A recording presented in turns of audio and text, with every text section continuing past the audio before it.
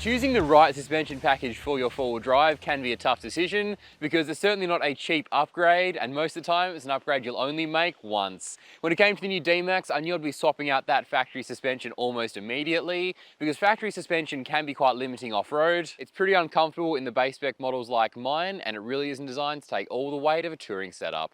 So for safety, comfort, and of course off-road performance, I decided to get a Pedders suspension and GVM upgrade installed pre-rego. Getting it done pre-rego just saves you a bit of money because the vehicle doesn't need to get re-inspected. It's all taken care of with the initial registration. I had a chat to the team at Pedders about their different options available for the DMAX, and they were actually keen to support the channel and have provided this particular kit. So massive thanks to the team at Pedders for that. Bianca and I were very grateful to have it installed for our trip to Carragini. We gave it a good workout too, so stay tuned for those videos coming out shortly. But today I'm just going to fill you guys in on how the kit has been performing so far and why I went for a GVM upgrade. Alrighty, let's start with the off-road performance first because I'm sure it's what a lot of you are most interested in. So the kit itself is comprised of Pedders Track Rider foam cell shocks. They're standard inclusion for the GVM upgrade kits, and in the rear we've got 400 kilogram constant leafs. Now obviously because the kit was installed pre-rego, I never got to sample the DMAX on its factory suspension for a side-by-side comparison, but in saying that, I'm certainly no stranger when it comes to IFS utes, and I've really been putting this through its paces over the past few months. It did a great job at ironing out some pretty horrific corrugations up in the Pilbara. Obviously you'll never iron them out completely, but we were never really inconvenienced by them on our trip, which I think says a lot.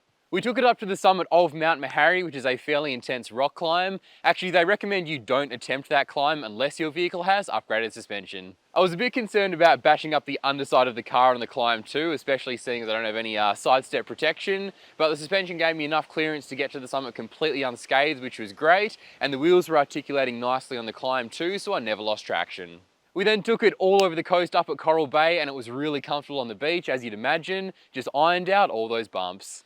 And then to really test it out, we sent it up the Mundaring Powerlines track in Perth here. Quite a notorious track that's broken many a four-wheel drive of mine over the years, but the DMAX ate it up. Bianca had to go at a pretty gnarly section of the track, which really shows how much down travel we're getting, particularly on the back end. Obviously, being an IFS ute, we're always going to lift wheels on tracks like these, but overall, I was pretty impressed with how much travel we're getting, especially when you compare that to the old Ranger, which also has upgraded suspension. I'm genuinely really impressed with how the suspension has been performing off-road. It's handled everything I've thrown at it with ease, and for me it's just nice to have the confidence knowing if I want to head up tracks like Mount Meharry, the vehicle's going to make it to the top. Anyway, the wind is getting pretty crazy here, so let's jump into the car and talk about the on-road performance.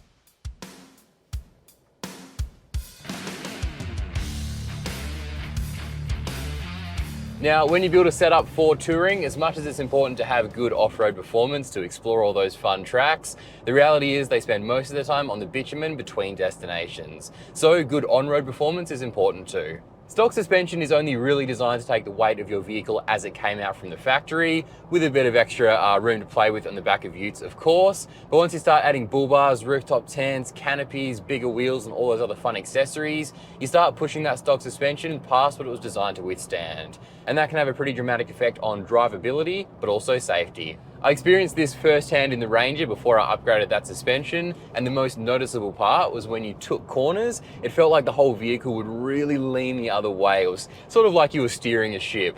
Compare that to an upgraded kit like this, and it's a whole nother story. The DMAX is a relatively big four-wheel drive, but honestly with this suspension kit, it doesn't feel like that on the road. It corners nice and level, you don't get too much of that body roll at all, and it just feels nice and stable. Kind of similar to a sedan. And because it's not a sedan, it's nice and comfy over speed bumps as well.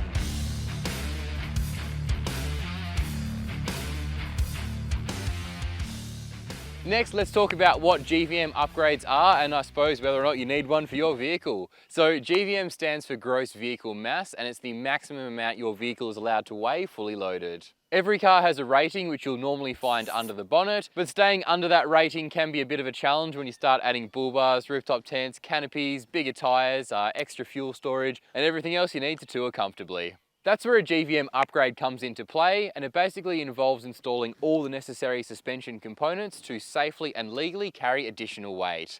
So Pedders have increased my factory GVM from 3,100 kilos up to 3,450 kilos, essentially letting me carry an extra 350 kilos. And to give you an idea of what setups like mine weigh, I took the DMAX down to my local weigh bridge and it already weighs 2.84 tons. And that's with no food, no water, no passengers, and only a quarter of a tank of fuel. I'll do another weigh-in once I'm finished modifying the DMAX, but I'm almost certain I'm going to be over that factory GVM. So an upgrade was essential for me. All in all, I'd say a suspension and GVM upgrade is a worthy investment for any four-wheel drive you're planning on modifying and using properly. And for me, the Pedders kit has been performing really well. I've also used a bunch of Pedders products in previous four-wheel drives of mine over the years, well before YouTube came along, so it's definitely a brand I trust, which is why I reached out and got in touch with them in the first place. I hope this video has answered any questions you guys had about the kit, but if not, feel free to leave them in the comment section down below, and I'll get back to you guys as soon as I can. Thank you so much for watching, and I'll catch you guys in the next one.